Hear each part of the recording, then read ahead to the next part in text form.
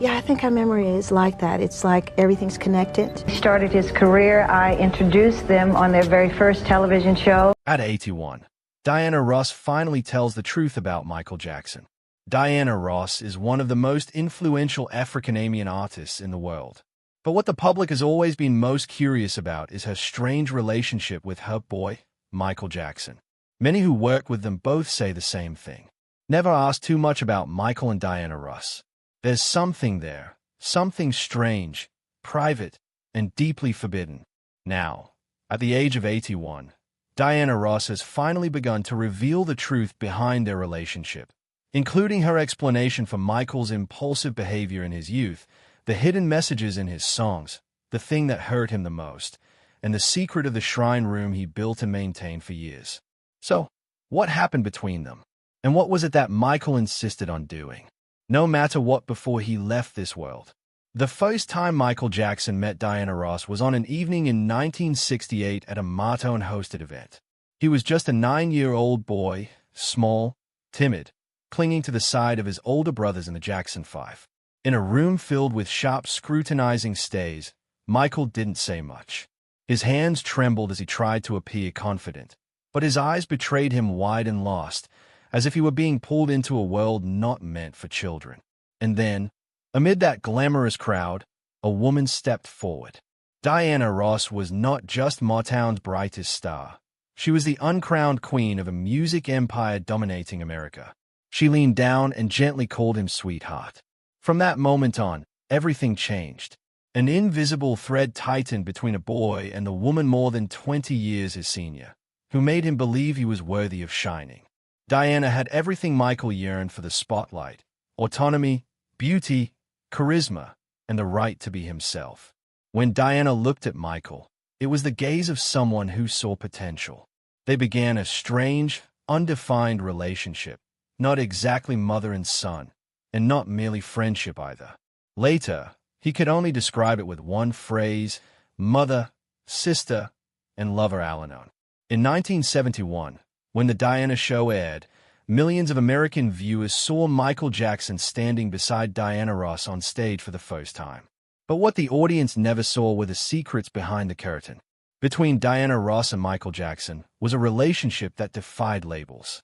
And Michael, driven by something deeper than admiration, went on to make impulsive, shocking choices that no one saw coming. The tabloids ran wild with suggestive headlines about a mentor-student-lover devotion that crossed boundaries, and even whispers of a forbidden romance between two music icons. For decades, Diana saw everything but remained silent. Now at 81, as the spotlight gradually dims, Diana has chosen to speak out. She does so not to seek attention. Instead, she wants Michael's puzzling actions to be unveiled so they can be understood with the respect the public should afford this icon. In 1978, Hollywood was shocked by the news that Michael Jackson had accepted a role in The Wiz. Many saw it as a risky move in his stagnating career. But for Michael, that film was simply the only chance to be near Diana Ross. When the film project The Wiz began to take shape, director Sidney Lumet and producer Quincy Jones were initially skeptical of Michael Jackson's acting abilities. Even the public criticized the news of Michael Jackson's casting. To many, he was still just the boy from the Jackson 5, not a real actor. However, multiple sources revealed that Michael Jackson actively sought every way to join this film, constantly leveraging his connections. Thanks to strong lobbying from Rob Cohen and Berry Gordy, who had close ties with Diana Ross, Michael was finally given the opportunity to embody the role of the Scarecrow. But one thing is certain: Michael Jackson participated in The Wiz, not just for the contract. If someone were to ask, the answer would likely be because she was there. Diana Ross played Dorothy, the Scarecrow's guide, and Michael transformed into a naive scarecrow, always yearning to learn how to think, reflecting his own self in his 20s, full of innocence and carrying a burning love. On screen, they performed two duets, Ease on Down the Road and Brand New Day. They sang together as they began their journey out of the field, encouraging each other to overcome fear. And in real life, too, they journeyed together through the dark corners of youth, of inner turmoil, and ambiguity in the glamorous world. The Wiz was later dubbed a cinematic disaster by the press, but for Michael, success wasn't the most important thing. This was the first time he could sit beside Diana, share a meal without dodging cameras. He could be himself, not the king of pop or motto and icon, but just Mella, shy young man deeply in love. But the most shocking revelation didn't stop there. Diana Ross revealed a surprising detail. Throughout the filming, Michael invited her to stay overnight at his private apartment multiple times. But for a 20-year-old Michael Jackson and Diana Ross at the peak of her fame, having once nurtured him, such closeness couldn't be purely professional. The press at the time had no concrete evidence, but rumors began to spread within the industry. A few reporters following the Wiz production left vague notes about nights Diana didn't return to her private hotel. Some assistants revealed that Michael always asked before the morning shoot if she had slept well. No one precisely stated what happened between them. Diana did not explain. And Michael, he changed after the Wiz. He smiled less on stage, was quieter in interviews. But in his eyes, something new was visible. Serenity, the Wiz, was a commercial failure. But for Michael, it was a silent victory. A victory without golden trophies or spotlights, marked instead by quiet nights in a small apartment where there were no longer celebrities, but just two lonely people who found each other. But then the film ended. They each returned to their worlds. And it would be many years later, in a fateful moment, that Michael Jackson would take an action that stunned everyone. A music, Michael Jackson once removed his mask during an Ebony interview and made a shocking declaration to the media. Throughout his career, Michael Jackson always lived behind the walls of fame and the fear of being hurt. But in a rare interview with Ebony, he did something no one expected. He took off his mask and spoke the truth. It was 1982. Michael was already an international star, but hadn't yet entered his Thriller era. Ebony magazine sent a reporter to meet him in the studio. Everything was pleasant at first until the reporter asked about the person he loved most. The atmosphere suddenly fell silent, and then he uttered a sentence. "It's Diana Ross. I love her." The entire room seemed to hold its breath. All eyes turned to Michael, not with the usual admiration, but with extreme astonishment. Diana Ross, the woman nearly 2 decades his senior, who had guided him from his early M-Town days, whom the whole world regarded as Michael's mentor, his sister. But then Michael Jackson laughed. "I'm just kidding." The interview later caused a sensation across newspapers. Many later claimed it was just an impulsive statement, a fleeting remark from an artist living in a distant fantasy. But if you watch that clip again, you'll see something that cannot be faked. It was the gaze of a man looking at the woman he loves. Diana Ross later revealed that Michael once told her he wanted to marry her, that if he had the choice, he wouldn't hesitate, needing no public approval or media acceptance. However, that sincere confession made Diana feel terrible. She was significantly older than him. That generation gap, combined with pressure from the entertainment industry, made her believe such a relationship was too innocent. Though she understood Michael's feelings, Diana knew that harsh reality wouldn't allow them to have the desired ending. At that time, Michael was just over 20, while Diana was past 40. Hollywood would view this as unusual, even mockable. At that time, Hollywood was already known for its double standards. If an older man dated a younger woman, it was often seen as a testament to his allure. Conversely, an older woman dating a younger man was often labeled a cougar or a boy toy hunter. Perhaps what saddened Michael most was that people didn't believe him. And even the person he loved didn't believe him. They thought it was just a PR stunt or the delusion of a boy who refused to grow up.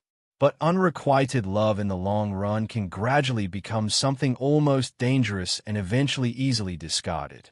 Perhaps that's why when Diana married Michael didn't choose to confront her, but acted differently in the secret or shrine. In 198, all of Hollywood was shaken by the news that Queen Diana Ross married Ari Ness Jr. When the news spread, the entertainment world was filled with congratulations. However, while the public rejoiced, Michael quietly folded the wedding invitation and mysteriously disappeared. He even canceled his plans to attend Diana's wedding, leading the press at the time to speculate about a conflict between the two. However, in a later interview, Diana Ross herself revealed that Michael's actions stemmed from deep pain. Because Diana was no ordinary woman. In private conversations, Michael frequently repeated the haunting phrase, "If I were a few years older, she wouldn't have fallen into someone else's hands. He couldn't hide his jealousy of Arn Nas Jr., who had become Diana's husband. Those close to him said that at the time Michael almost collapsed. In his memoir Moonwalk, 1988, Michael shared, "When I learned Diana Ross was getting married, I was happy for her. But at the same time, it was hard for me because I always loved Diana and always will love her." He admitted feeling hurt and jealous, though he always wished her well. After that, Michael locked himself in his room, refusing all visitors. The door remained closed, and anyone who knocked received only a shake of the head from within. He skipped meals, even refusing his favorite foods. When a persistent friend asked why he hadn't attended the wedding, Michael simply whispered, "I loved her, and I always will." After that wedding, Michael briefly disappeared from the spotlight. Outsiders called it a vacation, but his friends all knew he was learning to cope with the pain. Even more shocking, the day Michael filed for copyright for the song Dirty Diana coincided exactly with the day Diana Ross married Ori named Jr. Dirty Diana was released in 1988 on the Bad album, and its name and lyrics caused controversy for years to come. Dirty Diana is a powerful rock song about a groupie girls who follow famous bands, often trying to seduce artists backstage. The lyrics tell of a woman named Diana, seductive, reckless, and captivating, trying to tempt a singer who is already taken. The singer in the song struggles internally between temptation and loyalty. She's saying that she's got your number. She's saying that she's got your game. Initially, Michael explained that this was just a song about obsessive fans. But then the temporal coincidence was discovered, making that explanation falter. A coincidence, perhaps, but it was too perfect to be random. And then came, Remember the Time. No one needed to guess long. Jermaine Jackson, Michael's brother, stated directly, Michael wrote that song for Diana. In the Remember the Time music video, Michael embodies a man trying to please a powerful queen.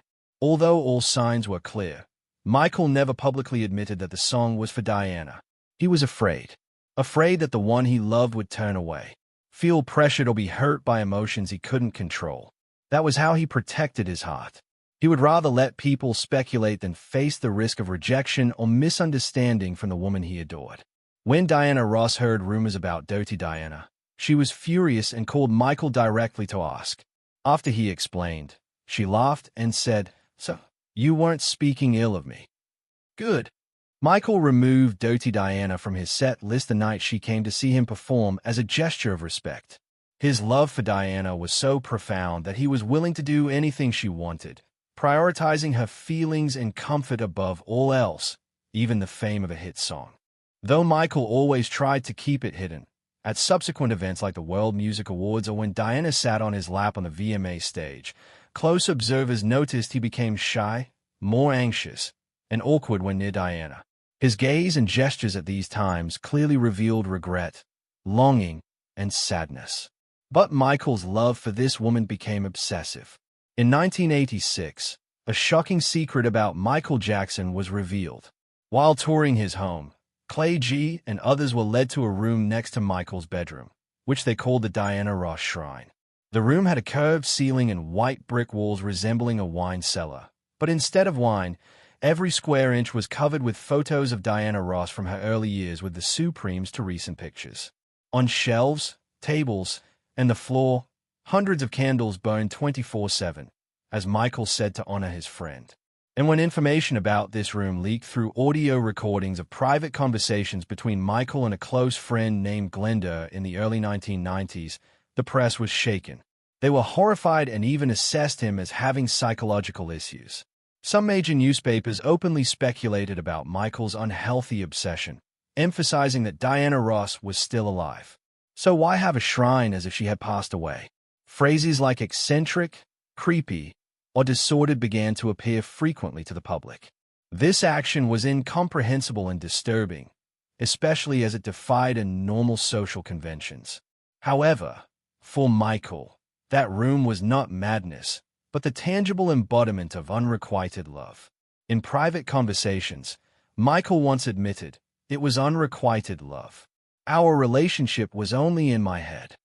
He created this private space to contain and honor the feelings he could not fully express or receive from Diana. It was a place where he could live with his deepest emotions, a private world where his love for Diana was absolute and unjudged. Notably to this day, there has been no statement from Diana Ross expressing disgust or outrage at the rumors about that room. On the contrary, when referring to Michael, Diana once spoke affectionately, "We truly loved each other. He was like one of my children." She also affirmed, "You see, we truly loved each other. He was like a spiritual child." This shows that Diana clearly understood the nature of their relationship, and perhaps she also understood the pain behind Michael's supposedly strange actions, and she sympathized with it. And so Michael Jackson passed away amidst a host of dry legal clauses and countless vast assets. A surprising name appeared and made everyone pause: Diana Ross. Michael explicitly stated in his will if his mother Katherine Jackson was unable or unwilling to care for his 3 children, the only person to assume that role would be Diana. Not a sister, not a close friend, not anyone else in the extended Jackson family, but Diana, the woman he once called mother, sister, lover, all in one. This decision was extremely significant. Imagine when you choose someone to entrust your children's future to in the worst-case scenario. It's not just a routine legal procedure. The most important thing is trust. And Michael chose Diana. Outsiders wouldn't understand. They would ask, why would someone as private and suspicious as Michael, who always avoided commitments and was cautious in all relationships, trust Diana to that extent? But in reality, that trust didn't come from romantic entanglement or eternal vows. It came from simple things like writing someone's name in your will as a way of considering them close family, as a silent way of saying, "I trust you more than anyone else." Michael Jackson passed away, leaving behind countless unanswered questions. But in that will, one answer emerged clearly. The name Diana Ross placed in the right position, carrying an irreplaceable meaning. But love isn't just expressed through one party's choice. Michael placed his complete trust in Diana Ross. So what about her? Or was that affection for all those years just a taut thread between care, admiration, and a boundary neither dared to cross? Music. Did Diana love Michael Jackson? Diana at 81 is now almost completely out of the public eye. But recently, she has begun to speak out to unburden something that has weighed on her heart for nearly half a century. Michael loved me in a way that's not easy to name. And she emphasized it wasn't a fleeting thing, not a temporary infatuation. It was true love. Mother, sister, and lover, she sighed. Those weren't empty words. I heard him say that from the very first time. And he never changed. For decades, she never confirmed it. People speculated fabricated stories, but she maintained enough distance not to hurt Michael and not enough to cross the line. She clearly understood who she was in his eyes, an icon, a figure, an inseparable part of that young heart. She once saw the eyes of that boy from Detroit. She witnessed that affection grow and mature with him from his first songs until he became the man the world called the king. I knew who I was in his heart, and precisely because I knew that I didn't dare reciprocate. She said, not because I didn't care, but because I understood that love, when mixed with admiration, would become so fragile that even a small deviation could break everything. She continued, he gave me a kind of love I'm not sure I could handle. And because I knew it was serious, I didn't dare break it. Someone quietly asked, so, did you ever love him? Diana replied, I cared for him deeply. Cared with everything a person can give another. But to say I loved him the way he loved me, I cannot lie. Perhaps what pains her most is that this love existed for so long, kept in silence to the point where no one could touch it. Yet even now at 81, she still remembers every detail, every glance, every word of Michael as if there was never any distance, never any years. Music, a love that yearned until death. Michael Jackson passed away, leaving behind countless unanswered questions. But in that will, an answer emerged clearly, not through words, but through actions. The name Diana Ross placed in the right position for the right person, carrying an irreplaceable meaning. Perhaps that's how Michael Jackson wanted to tell the world that no matter how many ups and downs his life had, how much glory or misunderstood darkness, there was a love that yearned in his heart until his last breath. A love that demanded no reciprocation, needed no external validation, but was intense enough to overcome all barriers of age, fame, and even death. It was the love of a sincere heart which found its final peace, knowing that the woman he adored would always be a refuge for the most precious things in his life. Share your thoughts in the comments below, cause this story isn't just about Hollywood. It's a story about freedom, courage, and the longing to express oneself.